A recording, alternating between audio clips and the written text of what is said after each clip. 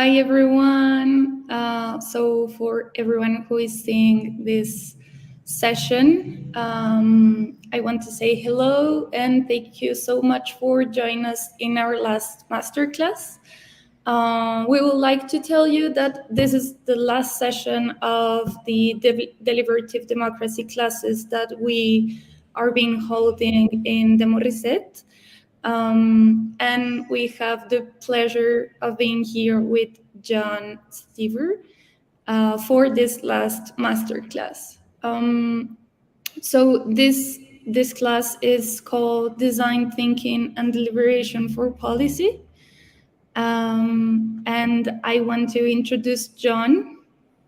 I want to read a little bit of Jon's profile, and then I will give him the chance to talk about himself a little bit.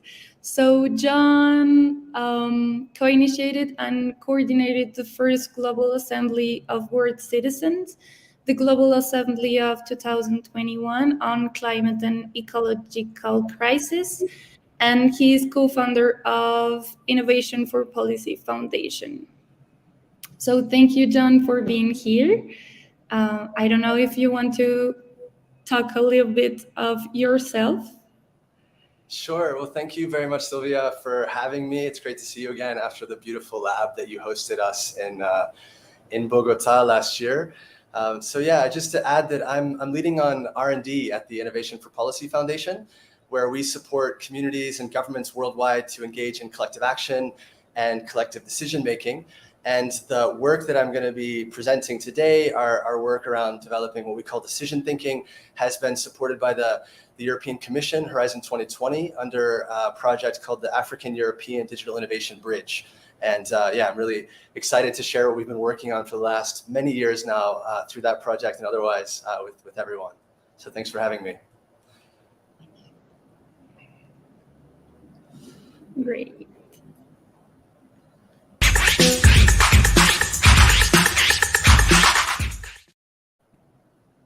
Great. So give us the first presentation of this class, what is the goal of talking about this subject on these deliberative sessions. Okay, so I mean, for me, the purpose of this session on decision thinking, and I would even propose that we change perhaps the title of the session from Design Thinking and Deliberation for Policy to something like Decision Thinking. The idea is really to see, of course, what we can learn from other disciplines like design thinking, forms of open space technology and otherwise that are used by innovation and entrepreneurship communities, which is really at the heart of what we're doing with IFR policy. But we're not trying to kind of colonize the governance space with design thinking, really rather the other way around. We're trying to bring governance and decision thinking into other fields and other areas of life. And so I guess the main purpose of this session today is to share with you this framework of decision thinking that we've developed, talk a little bit about how we've used it at sort of national level and global level policy development, and to share some lessons learned with everyone to see if that might be able to support kind of sharing of best practices and practices rather with others.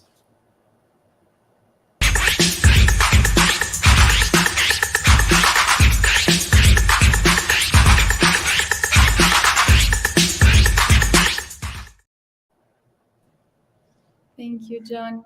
So yeah, we think this is an important point of view and experience that you all have been working on, and we would like to know why was decision thinking developed, right? So how and why and what is the purpose right now on decision thinking? Yes, thank you. So first of all, I think it's important to recognize that all of the major challenges that we face as a society, as a species, ultimately have their roots in a governance crisis. Things like inequality, things like the climate crisis, these are ultimately results of a collective action failure, a failure to leverage our collective intelligence.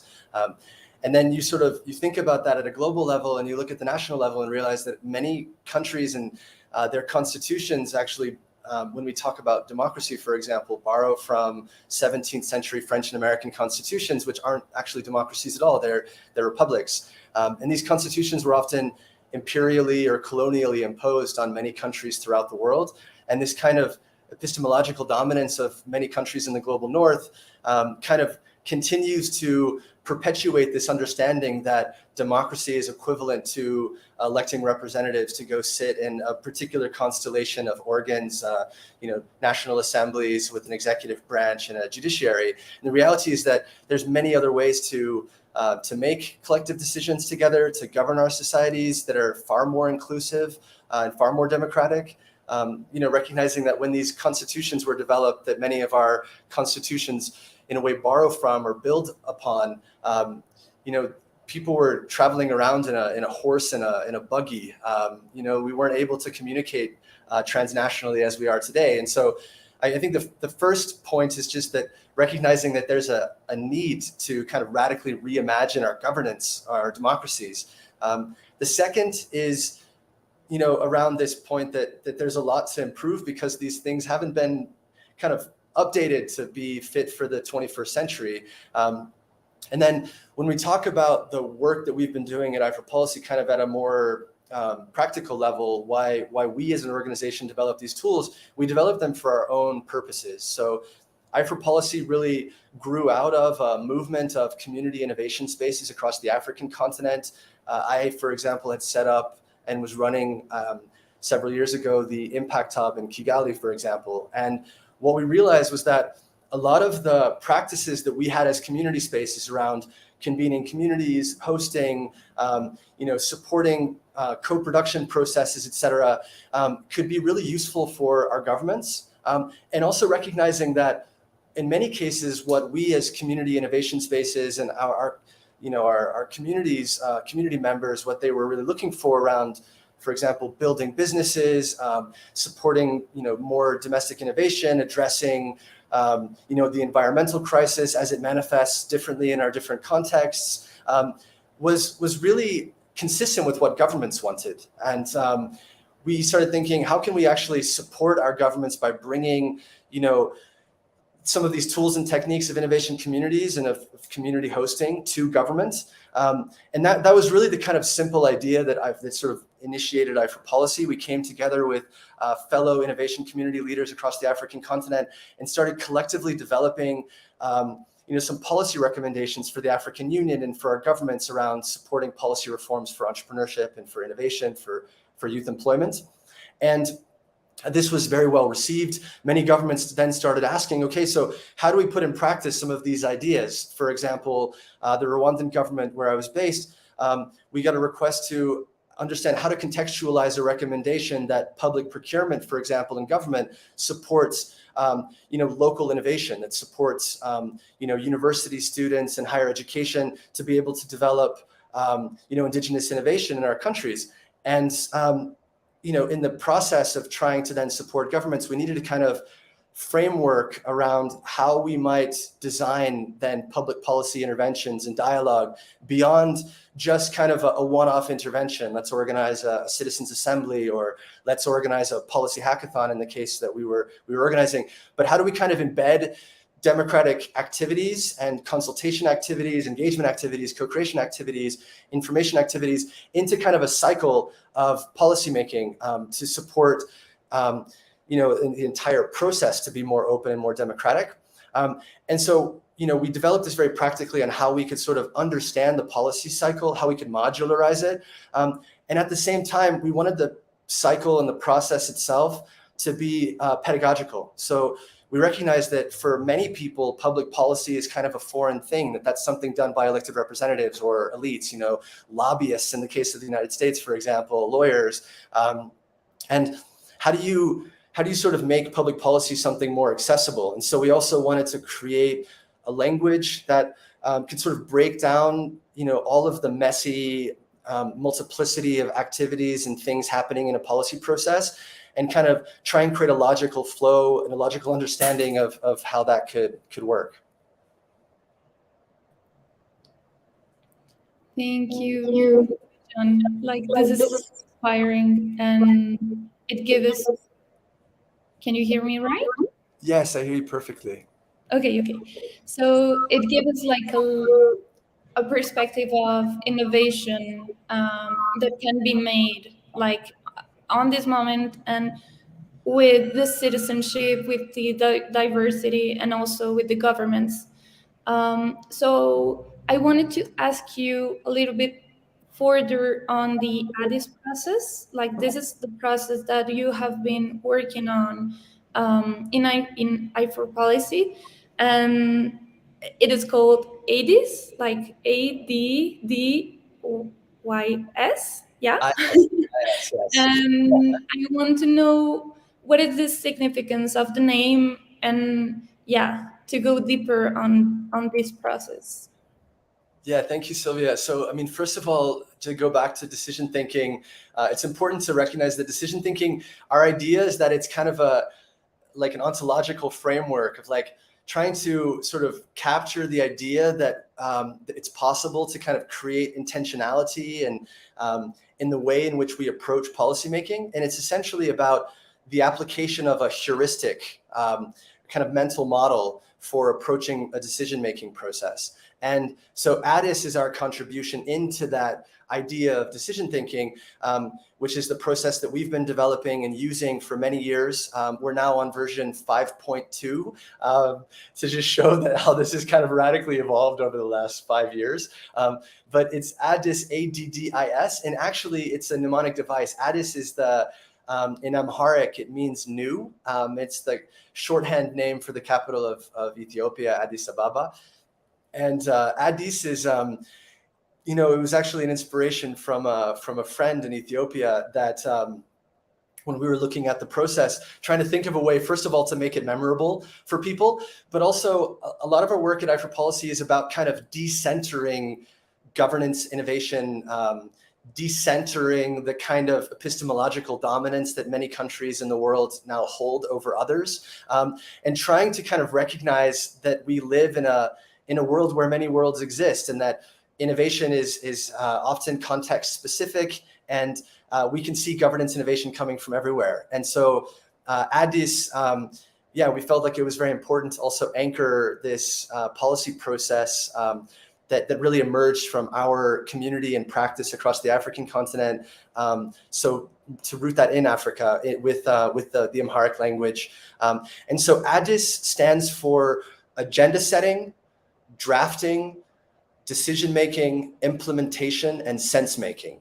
And so you can think of these as 5 steps in a policymaking process that we start out by setting the agenda for a policy, essentially identifying what are the problems that we're trying to solve, understanding who are the people that are concerned by this problem that need to be involved in addressing, first of all, defining the problem well, and then developing appropriate solutions. The drafting step is really about then designing solutions to this problem. And we call it drafting because oftentimes it is about drafting, in the case of policy, an actual document. It's drafting a law, drafting a national strategy, drafting a national vision, drafting regulation, for example. But it could also be drafting in the sense of like diagrams and designs, we draft a kind of process flow, for example, to how to solve a particular problem, or, for example, a service plan for a government agency. But we also see this as being useful for not just governments and citizens, but any kind of collective action, kind of process, collective decision-making process, whether that's within a cooperative, within a community, within our organization at I4 Policy. We often think about the decision-thinking process when responding to certain questions and problems that we face. But so that's a little bit about, so you have agenda setting, I talked about drafting, decision-making. At that step, we go into a process of proposing a decision. So taking what has been drafted and developed and consulted iteratively by citizens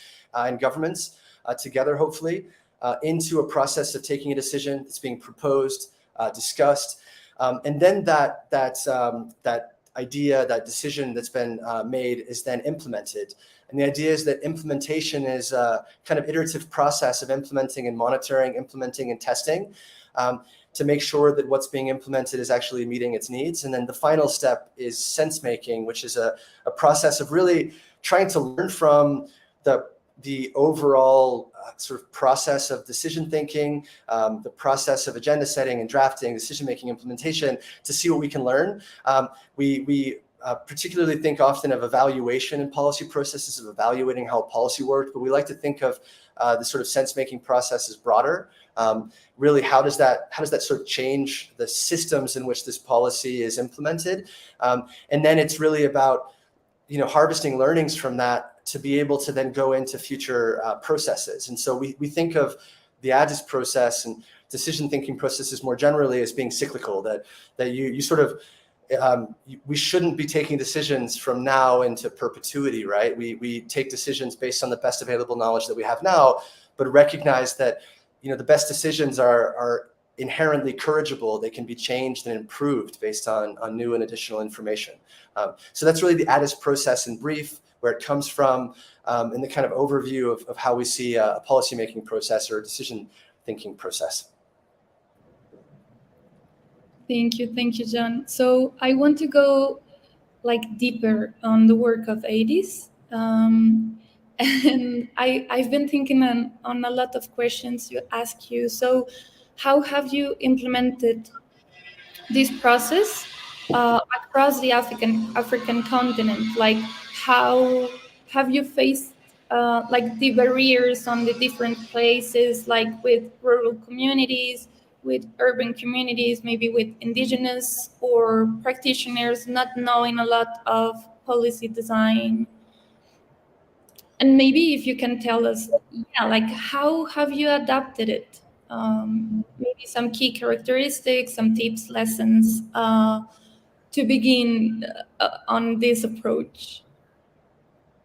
Yeah, thank you. So in terms of how it's been used and where, I mean, we've trained government officials and communities in more than 80 countries around the world to use this process. And so the idea is that it is a process that can be kind of adapted. And it's important to recognize that it's a heuristic, and heuristics by definition are kind of simplifications of the world, right? It's a mental model to kind of take all of the complexity of the world around us, the kind of social dynamics and the policymaking processes, and to try and kind of simplify that into a more understandable way. But we understand that the process has been readapted in a number of countries around the world, and we have supported, our team at Africa Policy and our community have supported sort of top-down policymaking processes in a couple of countries where we've advised presidents' offices, ministers, et cetera, to be able to develop more open and inclusive, more effective policymaking processes.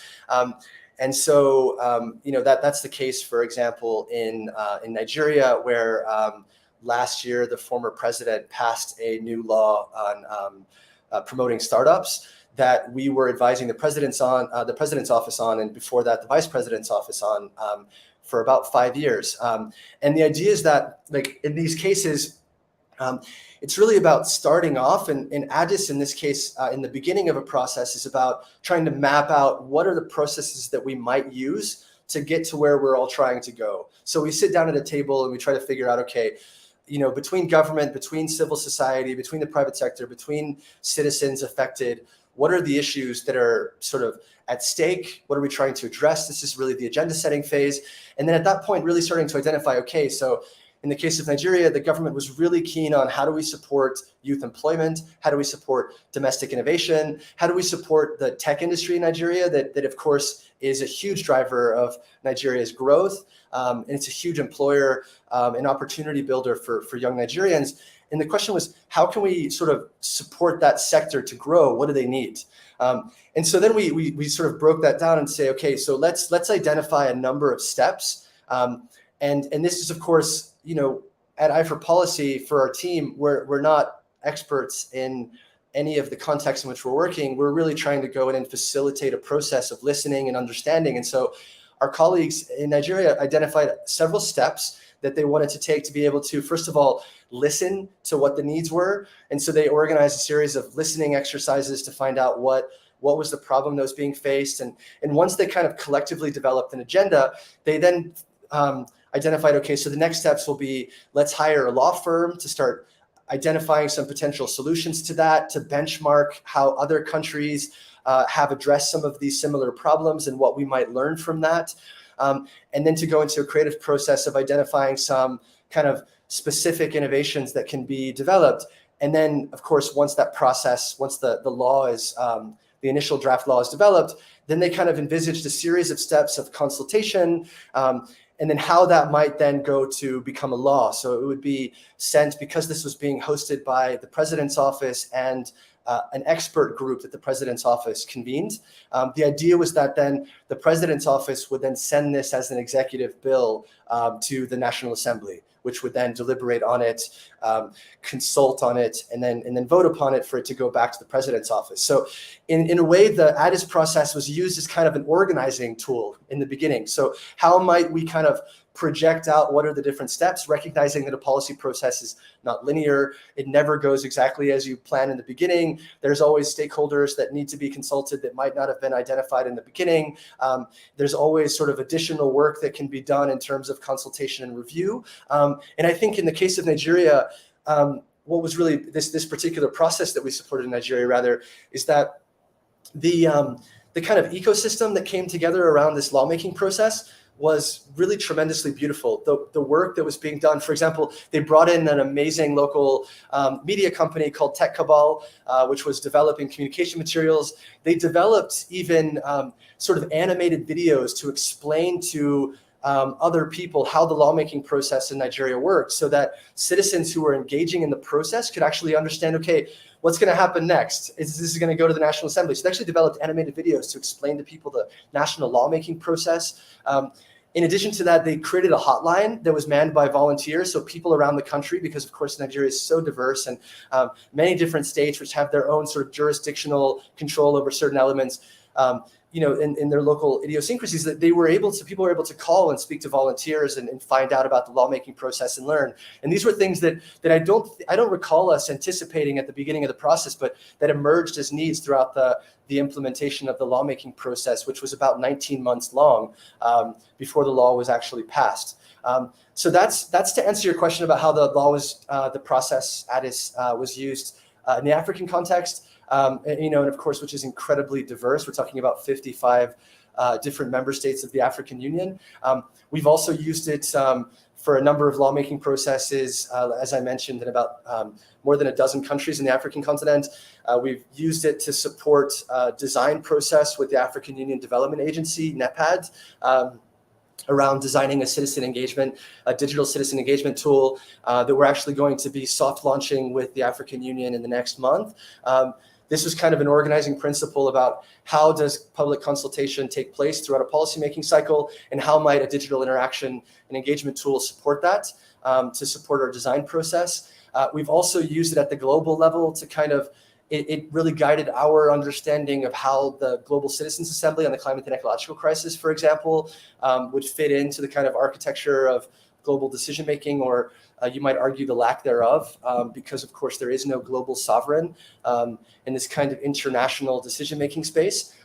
We've also recently used it to kind of imagine a process for, sort of organizing democratic inputs into artificial intelligence. So how might citizens and those affected by artificial intelligence be able to kind of set an agenda, identify a question, an issue that's being faced, to then start developing some kind of understandings of that we call question framework, or sort of understanding what the broader problem is and criteria that recognize when that problem has been addressed, to then going into drafting, deliberating about understanding potential answers to a question around artificial intelligence.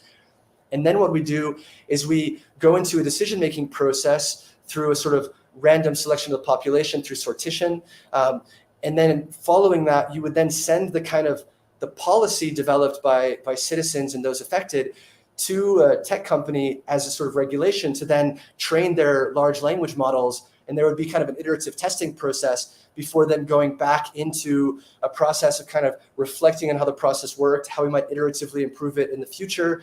And then finally, at the end of the decision-making process, to go into a co-design, of course, also at the beginning of that process to be involved in a co-design.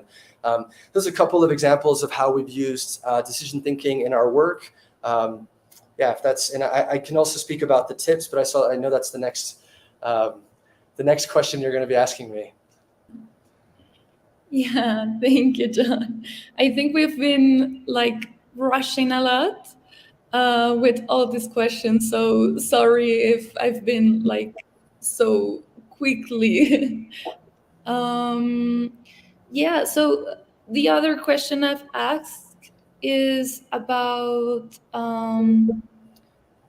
how can we adapt this process, and what are like some key characteristics, some tips, maybe some lessons that you have received also in this process, and that you can tell us a little bit more about them.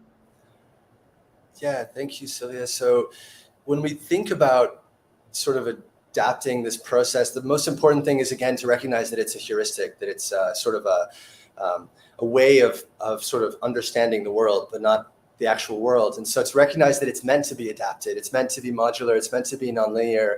And, the process itself, or the Addis cycle that we use, I mentioned these kind of 5 overarching steps that are the acronym for the name. But within that, we've identified a number of sort of sub-steps. So within agenda setting, for example, the first step that we think about is care. So engaging in a process of compassion and care, empathy with sort of communities that are affected, really making sure that the process is not just sort of centering other humans, but really trying to bring them into this process of co-design and collective decision-making. The second step within agenda setting, we talk about initiation. So it's about initiating a policy process. And of course, policy processes can be initiated more than once. But the idea is like, how do you identify all of the different people concerned and make sure that the policy is sort of collectively initiated by this community? So not just co-designing, but kind of co-delivery of a policy process and bringing more people in. And then the third step of the agenda setting phase is about defining or understanding what the problem is. So it's about prioritizing what the issues are that need to be addressed within a particular big picture vision of an agenda. And so we have these number of sub-steps within each of the processes to try and provide a guide. But we recognize that this is like an idealized process. And I think this is the root of a lot of criticisms of sort of what political scientists refer to as heuristic models of the policy cycle. And this sort of idea, what we call decision thinking, was initially introduced, at least in sort of northern academic circles, by a gentleman called Laswell in the 1950s, which developed the kind of first heuristic model of a decision-making process. And they've been sort of developed much since then. But it's important to recognize, and this is an area where we do borrow from practice from design thinking and otherwise, it's really important to recognize that these processes are definitely meant to be nonlinear. So you don't necessarily go from agenda setting to drafting to decision making. Oftentimes you go from agenda setting to drafting back to agenda setting. You might draft a law, but then you go to a consultative process and realize actually that the way that the problem is framed is wrong, and you need to go back into the problem framing again. For example, you might realize that there are important stakeholders that are left out. So you need to recognize that this isn't linear, and that sometimes going backwards is actually, in this process, is actually going forwards in reality. So that's one thing to keep in mind, this kind of iterative, nonlinear nature. The second is that, again, going back to the fact that it's a heuristic, it's intended to be adapted and to evolve. And in the way that the Addis process for ourselves has evolved to now version 5.2, we don't pretend or try to believe that this process is now perfect. We know that it doesn't capture the complexity, and it's trying to achieve many purposes around being pedagogical as well as being practical. So it's important to adapt this however is needed. It's really meant to be a guide. So that's the second. And the third piece of advice is really to make sure that whatever is being done together with a group. And I think that's the main kind of tip and lesson. It's like, there's a concept in political science referred to as windows of opportunity. So when you're going to try and advocate or to reform a public policy, you need, generally they say, 2 of 3 things. You need to have a clearly defined problem, a clearly defined solution, or clear political will. And of course, we think it's problematic to sort of lead a policy problem with a solution. It's about kind of like engineering, like, you know, when you describe a carpenter as seeing all the problems in the world as a hammer and a nail, so you come with a solution with your hammer. And so it's important, we think, to start with the problem and the political will. But of course, some cases we start with solutions, and we see this a lot with technocratic governments around the world. But you know, it's important to recognize that you need these factors to be able to start a policy process. And these things can be, in a way, like, you know, we have these kind of nouns of life around us, kind of constitutions, politicians, leaders. But at i4Policy, we like to think of verbs, that leadership isn't a position, but it's an action. And we like to think of our policy apparatus as not being static, that in fact, they need to change. And so I think the final lesson is to sort of see that we need we can change these, you know, policy processes, but it's important that we do that together, and to adapt these processes with the group and to collectively build that political will from the bottom and with the top.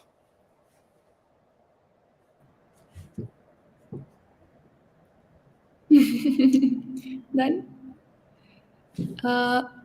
Thank you, Jon. So I will also like to emphasize that this is a super important bet to develop this process on diverse scenarios with equally diverse barriers. And I think this process is like also part of a whole network of relationships. And the important thing here is how does it adapt to a lot of complexity of the moment, of the context, and of the different political movements that we found on like doing this bet for citizen participation. So I found it incredible that it also focuses on innovating, on listening, on citizen consultation with different medias. And I think it's also important like to continue betting on innovating on these processes. I wanted to ask you also, like, you often refer to this process as ideological agnostic. So how does it work in the global south versus the global north, or in authoritarian or democratic context? How to involve deliberative democracy in decision thinking? Yeah, so ideological agnosticism. I mean, first of all, it's important to recognize that there is no such thing as political neutrality. That's a political position, and to be ideologically agnostic is to be ideologically positioned in many ways. So I want to kind of humbly acknowledge that.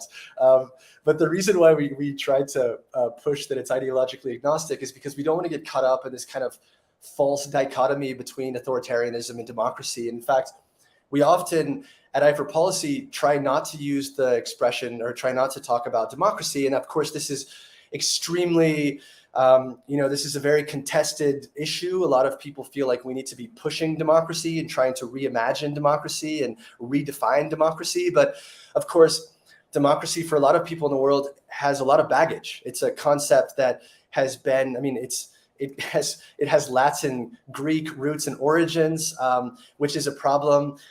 The way in which it's been understood has been hijacked and manipulated by countries in the global north, imperially imposed on countries in the global south.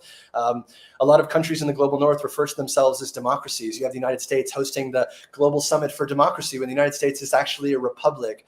And it's so we find this kind of absurdity and and of course now it's a little bit kind of fashionable to talk about authoritarianism versus democracy, particularly in a kind of development context. That it's like, what's more effective for development? What's more effective for our country and our people? Which of course is a critical question. It's a question we have to be asking ourselves every day. But the problem is we get stuck in this false dichotomy of democracy versus authoritarianism. And what we're actually referring to is elite forms of democracy versus elite forms of authoritarianism. They're an infinite number of models that we haven't tried as a species, that we haven't put into practice. There are far more engaging democratic ways of organizing our government than what's being talked about in the Summit for Democracy in the United States, for example. And so we don't want decision thinking to be like a democratic tool. Of course, it is a democratic tool, but it's a governance tool. And we see that the process of collective decision making and collective action is actually a human problem. It doesn't belong to a particular subset of people anywhere in the world. As a species, what makes us unique actually is our ability to collaborate with each other. And there's phenomenal research done by biologists and anthropologists about this. I mean, you compare chimpanzees with young children, and chimpanzees have a higher cognitive ability. What separates young children from chimpanzees is actually our ability as a species to learn from each other. It's to share knowledge intergenerationally, but also within a generation. And that's what's so amazing about the period of time in which we live now as humanity, that we're able to learn and share knowledge at an unprecedented level. And so the idea here is that like this tool is not about a particular political ideology. It's about how can we make decisions better as a species, and what could be possibly wrong with that, and where couldn't that be useful. So that's kind of our starting point. And then when we talk about this, it's important to think about, and this is a kind of a political philosophy that we've developed at ODI Policy. And so, we're not academics in the global north. We're not publishing about this. So I'm happy for this to be contested and to discuss this with some of our academics in our community. But we think that governments essentially have three choices to have their legitimacy, to maintain their control, to maintain this kind of monopoly on violence that governments have. So they have three choices. The first is that they can just engage in violence, manipulation, coercion. And this can be in the extreme case where we see in certain countries in the world where populations are completely oppressed. There is surveillance. Citizens have no freedom. There's no expectation that the government's delivering any kind of development outcomes or progress. There is oppression and there is control. And so there is, on the one hand, violence and coercion and manipulation. And this happens everywhere in the world. We see in the United States, we would argue that lying to your population as a government is a form of violence. And of course, we see that taking place all over the global north in sort of ostensible democracies. We see Voldemort in the United States, for example, lying still, even as a former elected official, to try and prevent what looks like imminent arrest. And we see that all over the world. And of course, some forms of coercion, which is also potentially a form of violence, is justifiable. For example, during COVID, for example, asking people to respect certain kind of group rights by not going out and exposing others might come at the expense of individual liberty and individual rights, and the extent to which that coercion is collectively determined or not, depending on the emergency. But we acknowledge that there always is some form of coercion or violence, but it's about levels. The other form of legitimacy that governments have that we see is we call instrumental legitimacy. So that's governments that are legitimate as governments because they offer something to their people. Like elect us or support our government, follow the rules that we set, listen to our police officers, because your life next year is going to be better. We're going to provide education and healthcare for you and for your children. So this is the kind of instrumental legitimacy. You extract your legitimacy as a government because of what you give to your people. The third form of legitimacy is what we call normative legitimacy. So it's essentially extracting your legitimacy from what your citizens are able to do and the ways in which they can engage in political processes. And so you could imagine a government that has a lot of state control. They can engage in any of these. Some governments that are kind of emerging from conflict need often to engage in more normative forms of legitimacy around consultation. But the reason why I bring this up is because in different governments, different constellations of culture and language and diversity and history and government, you have different constellations of justification for a particular policymaking process. And what we can see with the Addis process and with public engagement and public participation and deliberation more generally is that engaging citizens or the people affected by a particular decision in that decision improves its instrumental legitimacy, so it leads to better outcomes. So if you're a government, and there are many in the world that are somewhat more authoritarian, that extract their legitimacy from what they can give their citizens, then public participation is also critical because it ensures that those outcomes are better. And you could argue for more public participation on those grounds. And we found it resonant with governments that global north countries might refer to as authoritarian, wanting to work with the decision-thinking process because they care about the outcome of the policymaking process. And then, of course, from a normative legitimacy perspective, it's obvious that public participation is intrinsically valuable to a process, having people be involved. So that's why we like to refer to it as ideologically agnostic. We think that this kind of way of intentionally and modularly thinking about a decision-thinking approach is critical for humanity. Thank you, Jon. So in order to start closing this section, I would like to ask you something that seems so vital to me as a host of all these processes, and that is how to maintain interest in all the stakeholders. How do you keep the citizens engaged in these processes, but also keep institutions and government interested, and to keep working on them and sustaining them also? Yeah, so sustaining activism, sustaining advocacy, sustaining kind of a collective decision-making process is, of course, really different in different contexts. When people feel like the issue concerns them, if it's about how are my children going to get to school, and it's something that they have what political scientists refer to as self-efficacy, or they feel agency to control. So I feel like I have the power to influence this, I can make a difference. Then oftentimes the processes are self-sustaining. People have a problem that affects them clearly, and they understand the relationship of the issue to themselves, and they feel like they can do something about it. Then the processes are often self-sustaining. But it is important to recognize that self-sustaining processes, they take time. And in our experience of supporting governments and or communities to implement national lawmaking processes, in the cases where those lawmaking processes result in a citizen drafted law, it's generally taken an average of about 19 months. But I recall when I was first working in Nigeria for the vice president with consultancy with the vice president's office in 2018, a colleague, a friend who had been working on the national data privacy law told me to be patient. And he said, when they had started working on the National Data Privacy Act, which had been passed just recently when we were having this conversation, it was passed in, I recall, early 2018. He said, when we sat down to work on this and to develop and to engage in their own kind of decision thinking process for that, he said that he told his team that they needed to prepare for 10 years.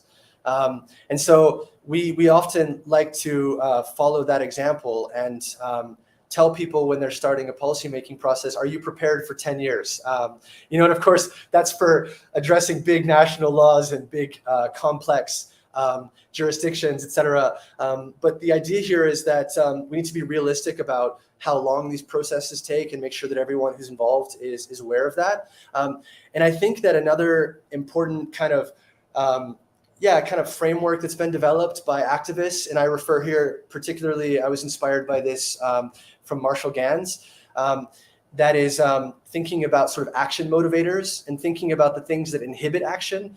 And so looking at things like fear within a population, and how do you combat, kind of as an activist, as an organizer, as a policy advocate, as someone hosting a process, how do you support people or encourage people to feel like they can make a difference? And there are a lot of action motivators, things like hope, things like, providing people with an understanding of what their advocacy or their agency actually is in a particular context, and to recognize the sort of collective ability of a community to be able to advocate with power is critical.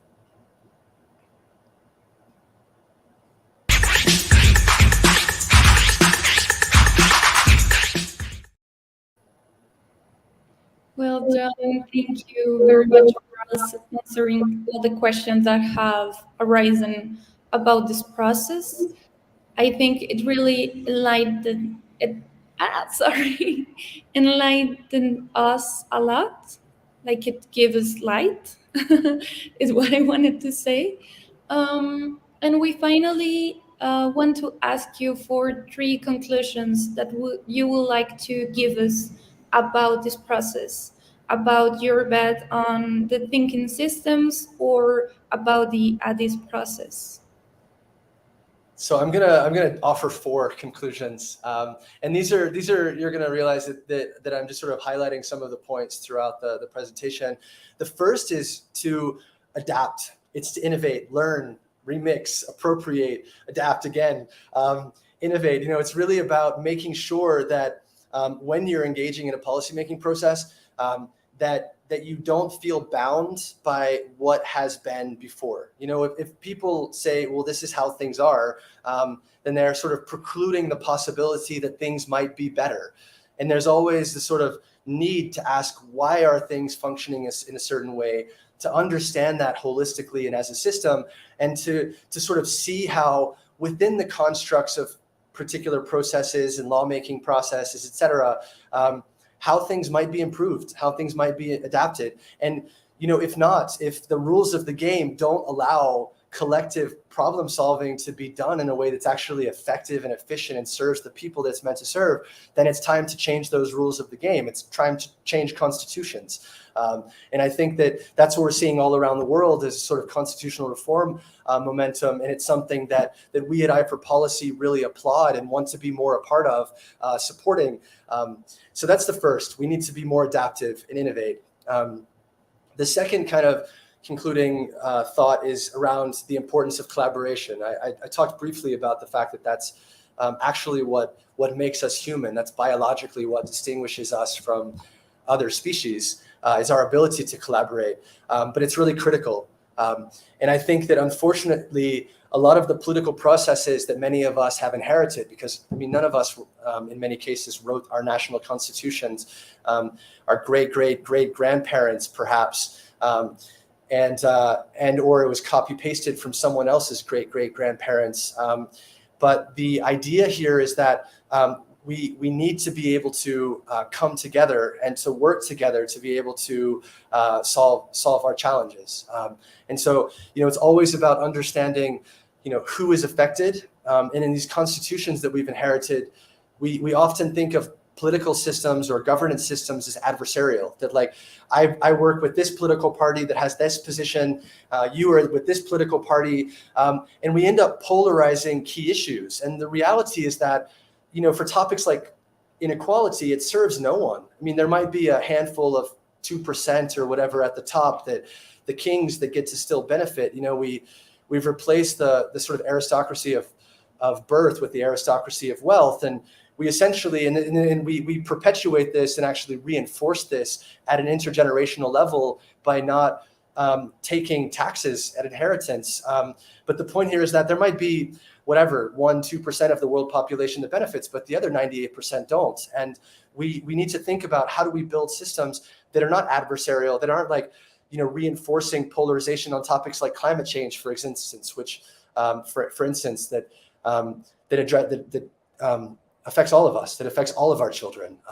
1% of the world might be able to build bubbles on Mars, but the reality is that we're facing really an existential crisis that isn't about political parties. It's not about sort of adversarialism. It's about, how do we collectively come together and find out the best ways to address this crisis, the fairest ways to address this crisis, and to do that together.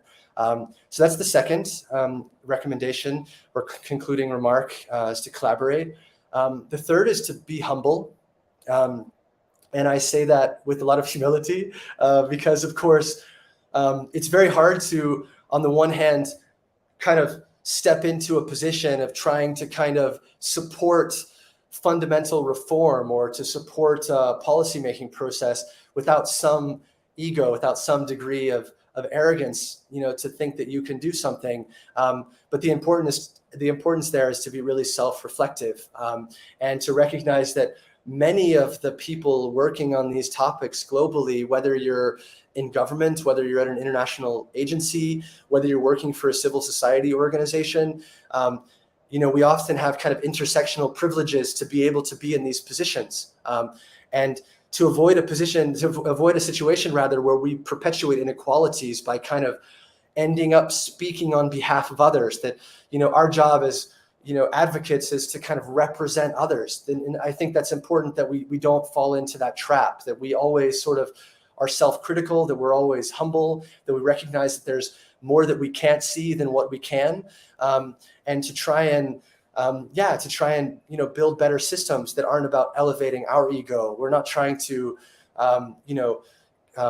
bring down the kings of today so that we can be the kings and queens of tomorrow. I think it's important that we're humble.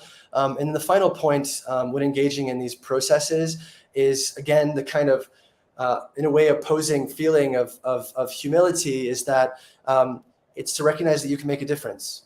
And we as a team really like to think of the kind of, I mentioned this before about the kind of nouns that we live with in the world. We have these kind of nouns of leader, and we have a noun of constitution and law. And we need to recognize that we are verbing entities, as stardust coming together. We are verbs, and we can change the systems, the leadership. And we think it's really important that we understand leadership not as a noun, but as a verb, that we can be leaders by acting like leaders. And so the final point is just to encourage everyone who's watching this call to go out and make a difference, and do that collectively.